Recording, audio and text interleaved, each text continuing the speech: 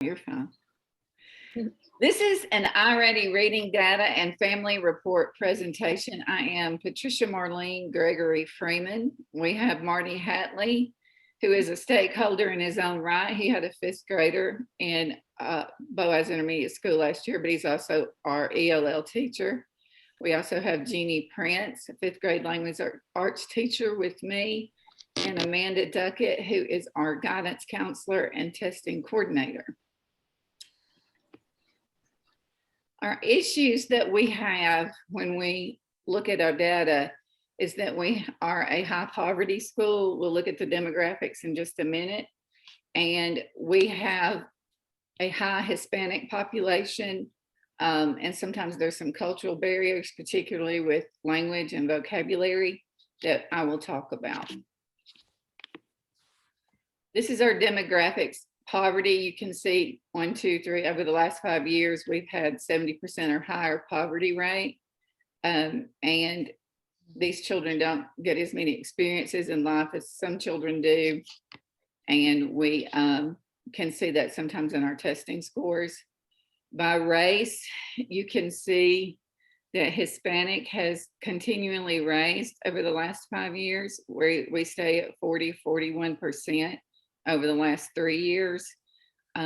We have some with the Black race, excuse me, I went too far, and a few Asian Pacific Islanders. And then we have about 58% in the race of white children.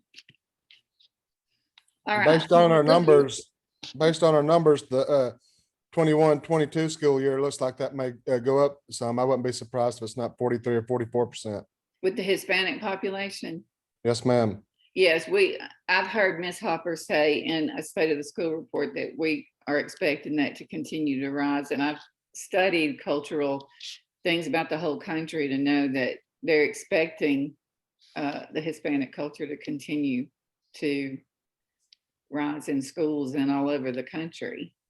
All right, the first example I have is of diagnostic reading information. Is just to show that if they're in the red, when you look at my individual class reports, they're at risk for tier 3, which means they are 1 level or greater than 1 level below. Actually, it doesn't mean they're 1 level below. Let me take that back. It means that they are more than 1 level below. They're 2 or more grades below level. The yellow section, tier 2, is 1 grade level below. And if they're in the green, they are on or above grade level. And this is just a pyramid that comes with explanations of iReady. It's not any of our data. All right, this is my window 1, the first diagnostic test.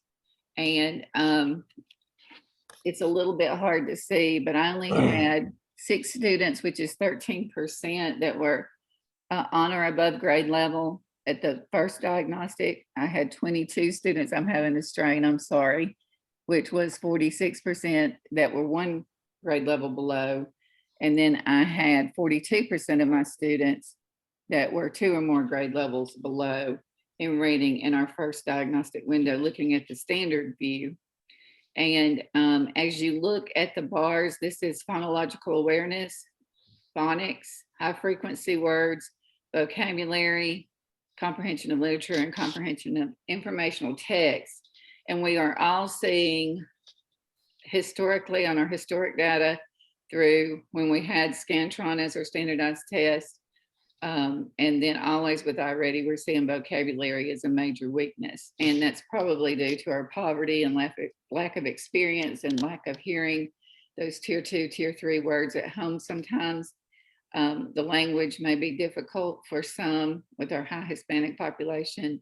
But if you look for the area of weakness, I only had 4 in the green in vocabulary at the first window, 17 in the yellow, and 25 in the red. So this was my biggest weakness area, and informational text was next. Yeah, I guess that we can attribute some of only having 4 in the green for vocabulary is being at a school since March the 13th, and a lot of our kids that are Hispanic not being around English as much. Exactly. I agree. And for two students who aren't served in ELL and have tested out, they still have Hispanic parents at home that speak Spanish, and they don't hear enough English at home, even though they're getting a lot of language acquisition and they've adapted and learned the language to use at school.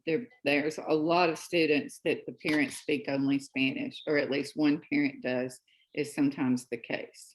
All right, this is my window 3, and I celebrate some of the improvements that were shown. I had 23 students that were in the green, and that was a raise, of course, from the 4. And then I had 17 students, which was also about where I wanted to be since my red closed up and my green got higher. And then I had 9 students in red. And of those 9 students, 5 were shared with Mr. Hatley as ELL, and they were very early on into language acquisition. So I was happy with my end of the year results, although there's still areas for improvement. For example, vocabulary, we had a rise from the 4 to 16, but you can still see in this band that vocabulary is the weakness of these students. And we're seeing that, am I not correct, Jeannie, across all the 5th grade classes? Yes, and I think that, of course, being spaced apart, not getting to talk like we have done in the past, has made it hard for their vocabulary, a lot of them, and also not being able to go to the table for small group. Those are all factors that have really been challenging for this school year. Exactly. Yes. All right. Moving on, our goals in iReady, since it's an online program, we use the diagnostic, and I have written this as though it's for stakeholders and parents. It was highly suggested to get other stakeholders besides teachers, and Marty, you're my parent line, and then Jeannie, you're my high school parent line, and Amanda's my middle school parent line, or I guess hers is going into high school now, but of course those students won't do iReady, but our goals are, and if we're presenting to parents, which I'm going to show you some reports, and I have from this assignment looked at more of the parent and family involvement reports and would like to use them next year, because I think that would help our scores if parents knew what the program was about and they were getting suggestions of how they could help their children at home, and they knew exactly what their children are doing. So if I was talking to a parent, I would tell them that the online program determines their child's strengths and their areas for growth. I would tell the parent second that it's a diagnostic test. It allows us to meet your child where he or she is, and it provides data to inform instruction. And that data is not only informed by the program itself.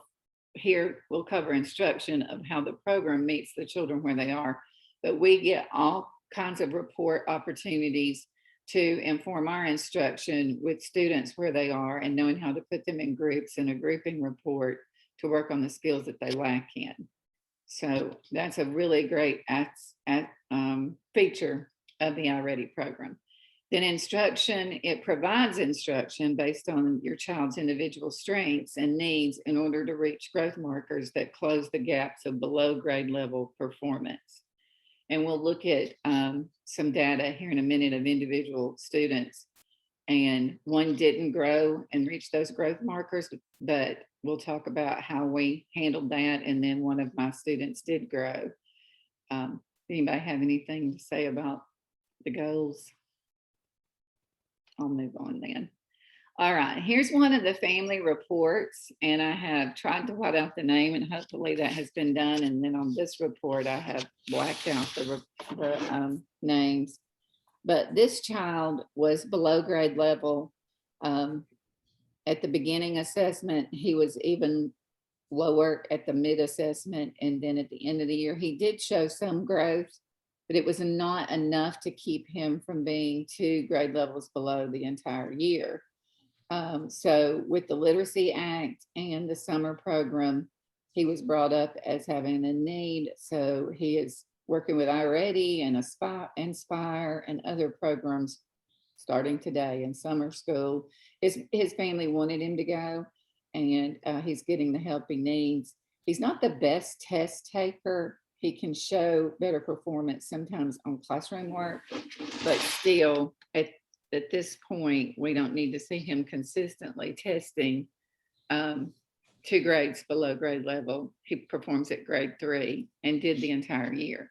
But for this parent report, there's a second sheet that takes the different categories that I read aloud earlier about phonological awareness, phonics, and the different comprehension and vocabulary. And it tells them where he's at and what suggestions can be offered for them to do at home to help him.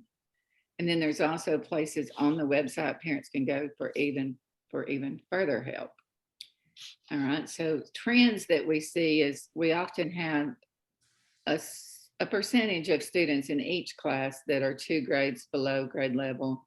And sometimes, no matter what we do, and you'll see I provided the same instruction for the next child we're about to look at, that's a celebration. No matter what we do, they don't come out of that area that they're in of 2 grade levels below. So we keep doing everything we can do, and then hopefully this summer program will help. You may have any comments on that one? All right. Marlene, do you know if the parent report comes in Spanish or not? There are some that come in Spanish. There's some that come in several languages. And I want to explore that further and talk to you about that, Mr. Hatley, because there were several. I just don't know if it was the exact one that I pulled for this presentation, but yes, there are some that do. So that I've seen them in Spanish, so I can affirm that there are some in Spanish, yes. Okay, good. Do you know if it was the same ones I showed, which is one more thing I'd like to say about this report is that this could go home after the first window. I can't show what it would have said after the first window because we gave all 3 tests. And so it shows the beginning, mid, and end of year test. But you could send this home after the first window, after the second window, and it would just show what you have. And then by the time you give the third one and you send it home, the child has taken all 3. And then you hope that you start seeing blue bars that look like this, which this child was 2 grade levels below. And then he stayed 2 grade levels below at mid-year. And then he rose to just 1 grade level below and got really close to 5th grade level. And he reached his typical growth and stretched growth. So this is a celebration, and this is what we hope to happen. And again, same instructions, same supports were provided for both of the students that I shared the report. And sometimes it just takes a little more, maybe a little more time for some compared to others. Any comments? Well, maybe the parental reports will get the parents involved, and maybe they'll be able to encourage their children. Jeannie, we're here together and we're in 5th grade, and we'll look at those parent reports and we'll see if that makes a difference. And then that'll help me with another class with action research. Well, I do EL, when I do EL parent meetings, glad to include that when we have our EL parent meetings. And I have like 60 of those, and they're back to back to back for about 3 days. Okay, well, that would be great. And so you can kind of be on our task to do that, which will go with the task force I asked you to be on. We're addressing the problem of improving vocabulary and using more strategies for improving vocabulary. So, and that's also some of the data we can show them is where they are on vocabulary, and maybe share some things that they can do with their child to help them improve their vocabulary. Exactly. Those reports have a section on that. So that would be great. Okay, on to the next slide. The next steps is to use the Diagnostic 1 data in the fall of 2021 to provide instruction in areas of need. And judging by what our data meeting showed, that 4th grade data looked like, again, vocabulary was the biggest weakness. And also we want to include more reading in the content areas. Another step would be to share the iReady information with stakeholders, especially parents. Sorry about that. So we have some students sometimes that we know that they're capable of more. They just will not apply themselves to these tests that matter so much. And we'll see if we think they applied themselves to the high stakes tests when we get our results back. But that's some strategies I'd like for us to work on too, is being very motivating and inspiring to children that just don't seem to want to achieve more. Okay. Well, I really appreciate the three of you joining me. It takes the summer to find these extra things that might be helpful. Well, I'm excited about the thought of sharing some of this data Okay, with the good. parents and being more specific about why their student is like at 5% or 1% or whatever percentage, and be more specific and show, hey, this is the area that your child needs more work on. And I think that could increase the effectiveness of EL parent meetings. Right, good. And I'll be glad to help you with that, Mr. Hadley. Okay. Any We'll work way together I on that. can. I'll be Well, happy to also. okay. Well, thank you all for participating. References are shown and both are from the iReady website.